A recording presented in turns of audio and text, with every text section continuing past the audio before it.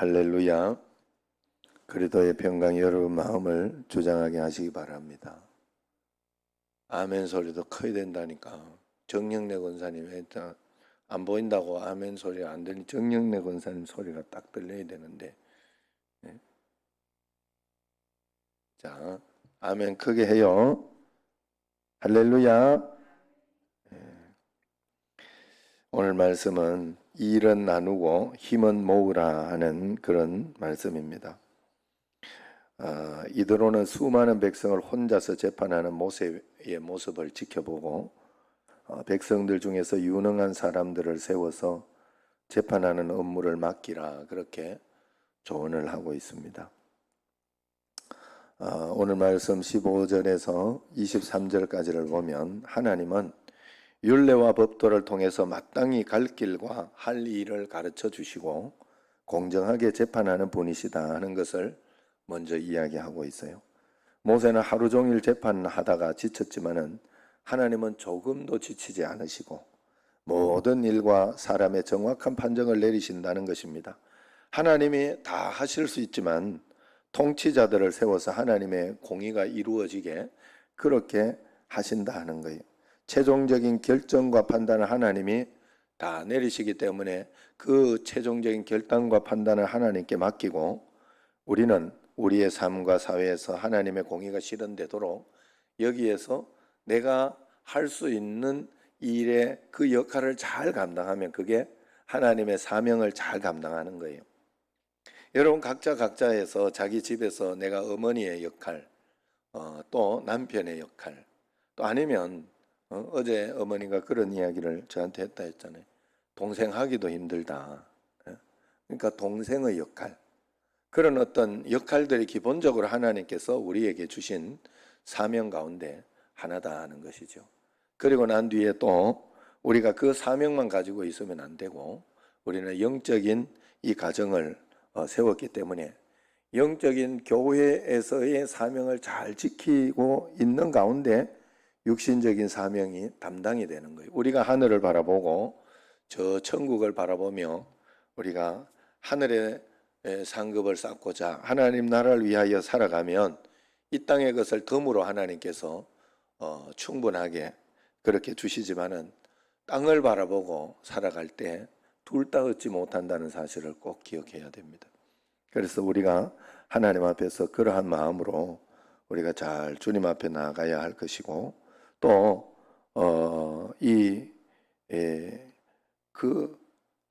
이 사명이라고 이렇게 하면 교회에서도 마찬가지잖아요. 구역장은 오늘도 이제 구역장들에게 이제 그 전달하라 그렇게 이제 구역장 방에 올렸어요. 그래서 이제 구역장님들이 자기 구역원들에게 단톡방이 있으면 거기다가 올리든지 이러면서 잘 역할을 잘 해야 돼요. 그리고 또 구역원 중에서도 자기 또 역할, 또 구역원 중에서도 뭐 친한 사람이나 뭐 이런 사람들이 있으면 서로 연락해 줄 수도 있고 하는 그런 어떤 것들 하나하나 이렇게 가는데 구역장만 주의 사명을 감당하는 게 아니다 하는 거예요. 거기에서 구역원들 중에서도 또 이렇게 보는 분들이나 그런 분들도 자기의 사명을 감당하는 거예요. 이 땅에 있으면서 작은 들풀 하나도 그 사명을 감당한다는 사실을 알아야 돼. 그리고 그 들풀은 밟아도 되고 아니면은 무시해도 되는 그런 풀이 아니에요. 하나님은 우리에게 그렇게 이 세상을 만들어 놓지 않았다는 거예요. 다 귀하고 다 하나님 앞에 존귀한 사람들이고 존귀한 역할을 가지고 있다는 거예요. 그래서 그것을 깨닫고 하나님이 우리 청신제일교회에 그리고 나를 통해 가지고 내 있는 상황을 통해서 하나님이 나를 인도하시고 나를 복주시고 나를 이렇게 이끌어 가기를 원하신다. 이렇게 감당하며 나아갈 때 우리에게 더 큰 은혜와 복이 있다 하는 거예요. 그래서 우리가 모든 것에 있어서 작은 일에도 내게 주어진 모든 것에 최선을 다하고 기도하며 주님 말씀 가운데 한 걸음 한 걸음 그렇게 나아가는 것이 굉장히 중요하다 하는 거죠. 그래서 하나님은 결국은 오늘 지금 방금 말씀드린 것처럼 하나님은 실수하지 않으시고 하나님은 틀리지 않으니까 내가 최선을 다하고 주님께 그 다음은 맡기고 결론은 하나님이 결론을 지으실 것입니다. 그렇기 때문에 그런 마음으로 우리가 나아가면 된다 하는 거예요. 그 다음에 13절에서 18절까지를 보면 아무리 뛰어다녀도 혼자서 다 할 수 없고 혼자 하려 해서도 안 된다 하는 것이죠. 하나님의 일은 특별히 혼자 할 수 없어요. 지나친 책임감 때문에 무리하게 막 혼자 다 하려고 하고 있지는 않은지, 늘 여러분 다툼이 일어나고 그리고 짜증스럽고 또 원망이 일어나고 그렇게 하는 일은 다 항상 이 사람이 내 말을 안 들어서 기분이 나쁜 거예요. 자식도 부모가 자기 말대로 안 들어주고 하니까 성질 내는 거예요. 짜증 내는 거고 이렇게 가는 거예요. 그만큼 인간은 악해요. 인간은 그만큼 자기주의예요. 자기가 하나님 되고 싶어 해요. 그런데 성경에서 이야기하는 것은 그러지 마라. 합력해서 선을 이루어라. 그리고 조금 잘못한 거 있으면 다시 도와서 시작하면 돼요. 시작하면 되고 자기의 역할이 무엇인지를 잘 살펴보는 게 그래서 굉장히 중요해요. 여기 가정에서 지금 내가 부모님인지 자식인지 이것도 구분 못하고 살면 그것도 문제거든요. 내가 부모라면 당당히 부모로서 해야 할 거. 그렇지만은 부모라고 막 다 막 폭력적이고 아니면 부모라고 막 함부로 하고 그럴 수는 없어요. 성경에서 그렇게 하라고 한 적이 없어요. 그러더라도 자녀를 노엽게 하지 마라 그랬으니까 자녀에게 설득하고 이야기하고 다시 또 용서하고 또 다시 권유하고 사랑으로 또 이야기하고 그럴 수밖에 없어요. 그 방법을 쓰는 수밖에. 방법은 하나님의 방법을 써야 된다는 거죠. 그러나 모든 가정도 그렇고 어제 같은 경우에도 저도 이렇게 일부러 미국에 이렇게 아내한테 이야기를 해서 지금 좀 형님이 내려가는 시간이니까 거기 미국에서 지금 10시 이후에는 자더라고요. 내 새벽 기도 때문에 새벽 아침에 일어나서 또 출근하는 것도 있고 애 또 잠자는 거 요거 패턴 맞추려고 그거 이렇게 하려고 그러는데 그래 그 지금 시간이 비슷하고 10시쯤 됐는데 거기 밤 10시쯤 됐는데 전화를 좀 해라 해가지고 그렇게 또 해라. 사실 뭐 꼭 안 해도 됩니다. 안 해도 되고 하지만 그래도 내가 미국에 있을 때 한번 전화해 줄 걸 잘못했다 하는 그런 마음, 미안한 마음 이런 것 때문에 그냥 그대로 실천을 한 거예요. 실천을 해서 이렇게 했더니 집안이 굉장히 평안하고 또 이렇게 거기 있을 때 또 다 모였을 때 형님이 절대로 전화하는 사람이 아닌데 전화를 또 저한테 해가지고 전체 이렇게 서로 보여주고 인사하게 하고 그렇게 해주더라 이 말이에요. 그러니까 모든 것이 평안하고 좋은 것으로 하나님 앞에 그래 적은 내 역할 그걸 안 하고 그냥 고집 부릴 수도 있고 또 아니면은 그냥 이렇게 피할 수도 있지만 정직하게 이렇게 하나님 앞에서 내 자신을 내려놓고 그 일을 했더니 하나님께서 가정의 평안함과 기쁨과 그 행복을 함께 주시더라 하는 거지요. 그래서 내가 그 일은 하려고 하지 않고 내가 그렇게 겸손히 하려고는 하지 않고 이건 이렇게 해야지 저건 저렇게 해야 대부분 이래서 문제가 생겨요. 항상 내 고집 내 생각 그렇게 해서 좋기도 하지만 평화가 깨트려지고 그런 다음에 오히려 좋지 않을 수도 있는 일이 굉장히 많거든요. 살아가면서. 그러나 어쨌든 우리는 합력하여 선을 이룬다 하는 사실을 꼭 기억해요. 어떤 사람은 피아노를 치는 분도 있고 어떤 사람은 뒤에서 방송을 작업하는 사람도 있고 어떤 사람은 앉아서 큰 소리로 찬송을 불러야 하는 사람도 있고 지금 사람이 이렇게 좀 적을 때는 목소리를 크게 해가지고 아멘 소리도 크게 해야 될 때도 있고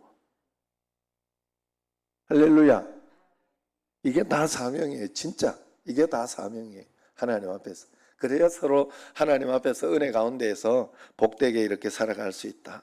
그래서 내 자신이 일중독이 되지 말고 내 가족은 물론이고 또 내가 몸담고 있는 모든 조직에서 내 역할과 내가 해야 할 일은 무엇일까 그 부분에 최선을 다하고 한 걸음 한 걸음 주님과 함께 지혜를 물어가며 하나님의 지혜를 물어가며 그렇게 나아갈 때 우리가 더 큰 은혜와 복으로 합력하여 선을 이루는 일을 이룰 수 있을 줄로 믿습니다.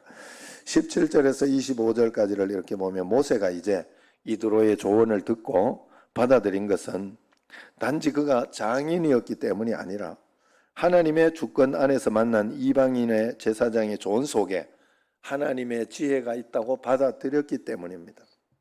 출신, 나이, 지위와 상관없이 필요한 조언을 겸손히 듣고 받아들이는 것이 지혜이며 하나님의 음성을 듣는 방법 중에 하나예요. 어떤 때에는 나에게 어떤 사람이 막 둘이 싸워요. 둘이 이렇게 기분 나빠서 어떤 것에 싸우다가 독하게 이렇게 이야기하는 어떤 그것 때문에 굉장히 기분 나쁘지만 그것이 하나님의 말씀으로 들릴 수도 있어야 돼요. 우리가 그 정도로 하나님 말씀에 대해서는 다 열어놓고 과연 내가 또 어떨 때는 좀 무리한 것이 있느냐, 또 어떨 때는 또 이렇게 이야기하면 그런 것에 너무 또 신경을 쓰기도 해요. 그러나 어떨 때에는 반대로 그러한 이야기를 내가 아니다라고 반사시킬 수도 있어야 돼요. 반사시킬 수도. 그 말의 영향을 봐. 내가 정말로 그런가? 너 못생겼어. 막 이렇게 이야기하고 그렇게 하면 생기고 안 생긴 거는 모든 것을 하나님이 나를 형상화시켰고 만들었기 때문에 그것이 우리의 인격이 돼서는 안 되잖아요. 못생겼다 이렇게 하는 건 그쪽에서 나쁘게 이야기하는 나를 나쁘게 이야기한 거기 때문에 그건 안 받아들일 수 있는 그런 용기와 그런 어떤 마음도 가지고 있어야 돼요. 우리가 그렇게 우리가 하나님 앞에 가지고 있어야 되지 그냥 나쁜 거 막 이런 거 다 받아들여서도 또 안 되더라 하는 거예요. 그래서 언제나 하나님께 기도하면서 지혜로 하나님 어디까지입니까? 하나님 저도 이렇게 형님하고 이야기하거나 그럴 때 나쁜 소리도 많이 들어요. 저도 우리는 뭐 형제끼리는 가감이 없어요. 그냥 대놓고 욕하고 대놓고 뭐 이야기하고 그런데 뭐 나는 대놓고 이야기 못하지 동생이니까 형님은 뭐 기분 나쁜 거 있으면 아예 대놓고 이야기를 하기 때문에 그럴 때라도 내가 잘 듣고 거기에서 받아들일 건 받아들이고 아닌 거는 아예 받아들이지 않아요. 그냥 무시하지요. 그냥 딱 무시하고. 그래 그런 걸 지혜롭게 잘해야 돼. 하나님 앞에서. 그래서 하나님 앞에 그래서 말씀대로 겸손하게는 하되 내가 상처를 받거나 상처는 받는 거잖아요. 그죠? 상처를 받으면 안 돼. 상처 이런 것은 과감하게 던져버리고 하나님께 던져버리고 그것을 받아들이면 안 돼. 용기를 잃거나 그렇게 하면 상대방의 말 때문에 그러면 안 돼요. 다시 잘하면 되고 하나님 앞에서 또 문제를 다시 해결하면 되고 오늘 같은 경우에도 허인순 집사님 굉장히 미안하더라. 내가 허정순 집사님한테 가가지고 아유 내 잘못 알고 있어 미안하다고 이야기해 줘야 되겠어요. 나는 지금까지 그런 줄 알았어요. 두 분이 하도 친하길래 그리고 뭐 늘 언니 동생 이렇게 하길래 나 당연히 그냥 그런데 조금은 다르다 하는 느낌은 있었지만 그런 줄 알고 있었어요. 아니면 아닐 때 미안하다고 하면 되고 그러면 또 그걸 가지고 서운하게 생각할 필요는 없고요. 그래 하나님 앞에서 그렇게 단순하게 우리가 주님 앞에 조언도 받아들이고 또 이야기할 건 하고 그러면서 사는 것도 굉장히 중요하다 하는 거예요. 19절에서 23절 보면 이드로가 두 가지 충고를 합니다. 첫째는 백성들에게 준수해야 할 규칙을 알려주고 삶의 방식과 방향을 가르쳐 주면서 그렇게 하면 재판이 줄어들 것이라 그렇게 이야기를 하고 두 번째는 일의 성격과 중요성에 따라서 재판할 사람을 세우면 모세가 재판할 일도 줄어들고 백성들도 기다림에 지쳐서 기력이 세지지 않을 것이라 이렇게 이야기합니다. 교육과 동력의 원리를 이야기해주고 있는데 우리도 그렇게 그래서 뭐 구역장은 구역장의 역할을 하는 것이고요. 또 이렇게 뭐 교사는 교사의 일을 이렇게 하는 것이고 이렇게 분배되고 분리된 자기의 역할, 자기의 일들을 이렇게 감당할 수 있도록 그렇게 하는 것이 하나님의 지혜다. 그리고 먼저 준수해야 할 규칙과 규례를 먼저 알려주는 것도 굉장히 중요해요. 우리가 살아가면서 판단하고 결정해야 할 일들이 다른 것, 틀린 것 이런 것이 많지만은 여러분 성경이라는 것을 하나님은 먼저 주셨기 때문에 이 기본 정신을 가지고 하나님 앞에서 우리가 판단하고 기도하고 나아가는 것도 굉장히 중요해요. 그것으로 먼저 우리 자신을 걸러 놓아야 된다는 거예요.